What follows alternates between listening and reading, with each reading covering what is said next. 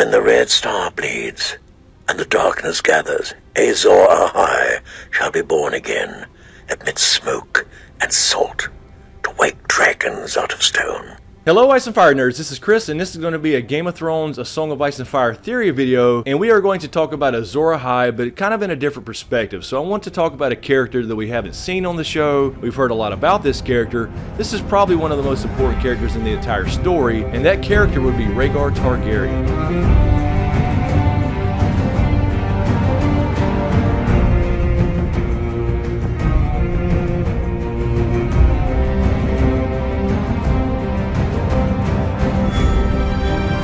Alright, so this is not going to be your typical video where I say, okay, what if Rhaegar was Azor Ahai? It will in a sense, and I will illustrate that to serve a purpose, but the point being that I think there's a different perspective here as far as the prophecy in our story and how George R. R. Martin thinks in his writing, but I kind of want to do that to illustrate a point here that we'll get to near the end of the video. So let's get into it. Could Rhaegar have been Azor Ahai? And more importantly, did he in fact attempt 3 times to forge the hero sword Lightbringer, very similar to the legend we all heard about as far as Nissa Nissa? And in fact, at some point during his childhood, reading about all these prophecies, including the Azor Ahai prophecy, he told Willem Derry, the guy who ended up looking after Dany when she was born, as far as the house with the red door with the lemon tree out front, etc., I will require a sword and armor. It seems I must be a warrior. So let's talk about really quickly how Rhaegar could have actually been Azor Ahai and fit into this prophecy that I read off in the beginning of the video. So we have a couple of these requirements apparently to fit the Azor Ahai prophecy according to Melisandre. Again, this is from her point of view. That's the bleeding star, born amidst smoke and salt, and of course waking dragons out of stone. So there was an event at a place called Summerhall down south, and this was basically kind of a Targaryen summer home, where Aegon V Targaryen, who was in fact Egg from the Dunk and Egg novels, along with his Lord Commander of the King's Guard, Sir Duncan the Tall from those same novels, went to Summerhall to try to hatch dragon eggs. Now this event is surrounded in mystery because apparently some sort of big fire broke out and a lot of people died, including the king. A lot of people suspect something was done purposely here to kill all these Targaryens to prevent dragons coming back to the world, including the Maester conspiracy, including Bloodraven. A lot of different ideas out there about what went wrong there. And also, not to mention, at this event, a Woods Witch actually prophesied that Azor Ahai, the savior of the world, would in fact be born from the line of Aerys and Rhaella. During this fire, during the time when a lot of Targaryens died, a lot of people died, it just so happens that Rhaegar Targaryen was actually born. So you could say he was probably born amidst smoke and salt. You had a lot of smoke from the actual fire, and you had a lot of salt from tears, people crying. And of course, that's kind of convenient, right? You can pull the salt part from the smoke and salt part of the prophecy from anybody that's shedding a damn tear. And as far as the waking dragons from stone part, you could say that that fits the tragedy at Summerhall to the T, because they were actually trying to wake dragons from stone, from petrified dragon eggs. And what about the red star bleeding? Well, this could actually fit as well, because Summerhall is in the southern Stormlands, which happens to be surrounded by the Red Mountains of Dorne. And it's a bit of a stretch, but Starfall is not too far away down south further into Dorne. And you could also say this fits into Melisandre's prophecy pretty well, because a lot of blood magic took place that night, whether they knew it or not. A lot of Targaryens died in that fire, and of course a lot of Targaryen blood was spilled, or I guess you could say boiled. You have Azor Ahai being literally born amidst smoke and salt from the fire, from the tears of people crying, etc. You had a lot of blood magic going on at the same time. They were trying to wake dragons from stone, so you could say that this fits kind of loosely, and some of it's a bit of a stretch, but there's one part of the story that we're actually missing, and that's kind of what I want to get into here, and that is Lightbringer. Now, I've said in many videos that I don't think Lightbringer is a literal sword, and what I'm about to tell you kind of illustrates that. So let's take a look at the Lightbringer piece of Azor Ahai, because Azor Ahai is supposed to wield the sword Lightbringer to save the world from darkness. Now, the texts from Ashai are a little more vague than Melisandre's, but the original text from Ashai read, "There will come a day after a long summer when the stars bleed and the cold breath of darkness falls heavy on the world. In this dread hour a warrior shall draw from the fire a burning sword, and that sword shall be Lightbringer, the red sword of heroes, and he who clasps it shall be Azor Ahai come again, and the darkness shall flee before him." So the actual text from Ashai of this ancient prophecy basically connects Lightbringer with Azor Ahai, and basically says that he who holds Lightbringer, the magical sword that's going to save the world, has to be Azor Ahai come again. So that kind of links the whole Azor Ahai and Nissa prophecy, the legend where the original Azor Ahai created Lightbringer. And if you're not familiar with that, for a quick recap, Azor Ahai, the original hero, forged Lightbringer, and it took him 3 different tries. The first try was 30 days and 30 nights. He tried to temper it in water, and the steel actually broke. Now the second attempt, apparently he tried for 50 days and 50 nights, and then he tried to temper the blade through the heart of a lion that he had captured. That failed too, and it broke for a second time. And the third time apparently was successful, although bittersweet. He knew what he had to do. He worked for 100 days and 100 nights the third time, and he called his wife Nissa, and he plunged the blade through her living, beating heart to temper the blade, and apparently all her fire, all her passion and love, etc., went into the blade, and he pulled out the first Lightbringer, the magical flaming sword. I guess the third time's the charm. So how does that tie in with Rhaegar? Now undoubtedly Rhaegar knew about this legend. He did a lot of reading on Azor Ahai. He thought he was Azor Ahai. Now later in his life he thought that one of his children may be Azor Ahai, and maybe it turns out that he's right. So what was his 3 attempts at creating Lightbringer? Well, you could say that he had 3 different attempts at marriage. Now some of you are saying already, wait a minute, he was only married to Elia Martell, perhaps Lyanna Stark, but that's not really proven.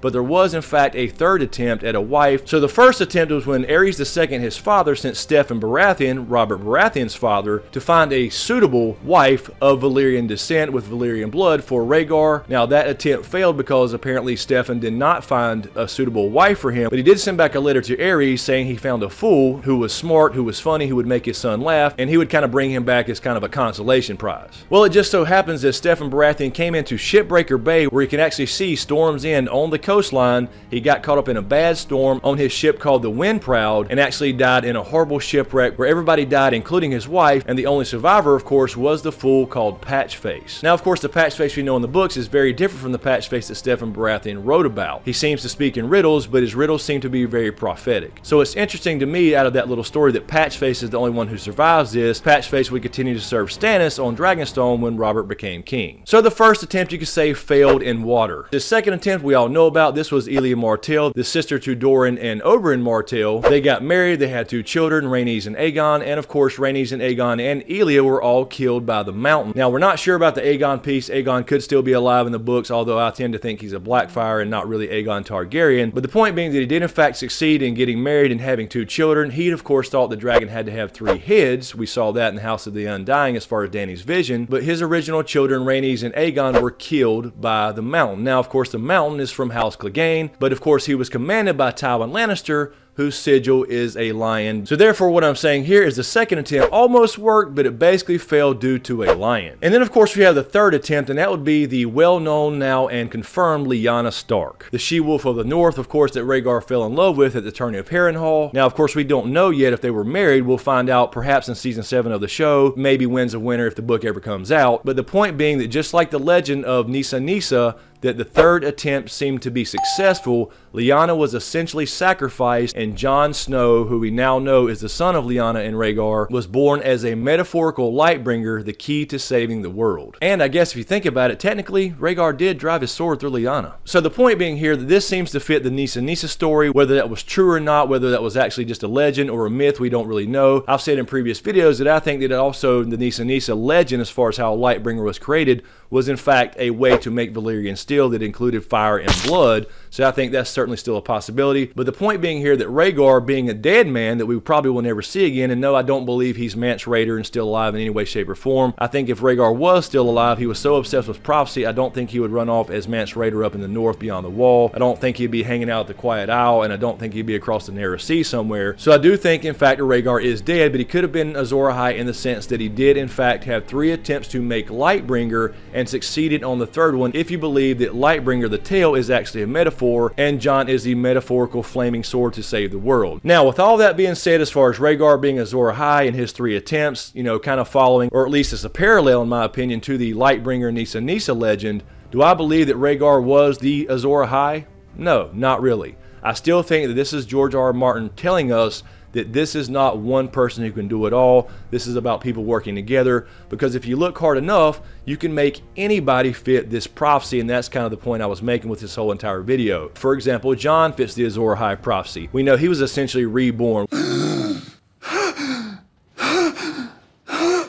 We We know he came back from the dead. We know it can fit with the salt and smoke and the waking dragons from stone. Dany herself fits this prophecy literally almost in every aspect of it. She woke dragons from stone literally. She was born on Dragonstone amidst salt and smoke, or you could say reborn in the funeral pyre that very night. So she fits this prophecy literally better than anybody in the story, I think. But you can also make other people fit the prophecy. You can make Gendry fit the prophecy. You can make Sam fit the prophecy. For example, Davos, you can make him fit the prophecy as well. He was essentially reborn the night that he saved Stannis at the Siege of Storm's End. He came in as a smuggler. He came out as a knight, kind of reborn in that sense. The salt and smoke part, well, he brought in onions and salt beef to save Stannis and his men. And what happens when you eat or cut up raw onions? You cry. There's your salt. And it was among the smoke of Dragonstone. In a sense, he kind of raised a dragon from stone because he actually raised a Baratheon who has Targaryen blood from Dragonstone itself. He raised him up and saved his life. So in a sense, you can make anybody fit this Azor Ahai prophecy. I think this was written on purpose this way.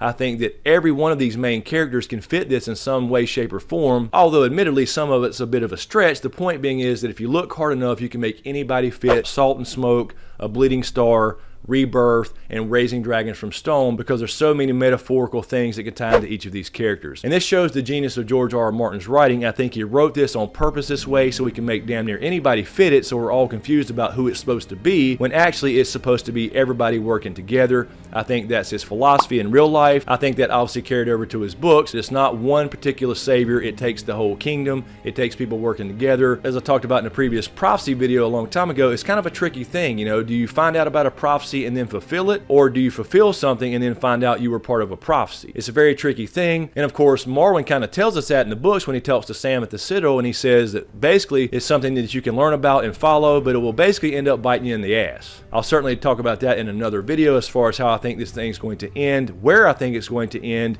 And of course, I am doing a Dragon Raised by Wolves Part 4, where I'm talking about how I think this is all going to end for Jon Snow at least. But anyway, guys, let me know what you think in the comments below. Have you thought about this aspect of Rhaegar actually being the prince that was promised, or Azor Ahai, whatever you want to call the prophecy, and him creating Jon as a metaphorical Lightbringer in his 3 tries that's very, very similar, or at least parallels the original Nissa Lightbringer story. Anyway, guys, I'll leave it there. Let me know what you think in the comments below. I hope you enjoyed this video. If you dig what I do here, please give me a like and a share. And as usual, thank you for all the support, especially you guys on Patreon. Be sure to subscribe to get everything. Thanks for watching, and we'll see you next time.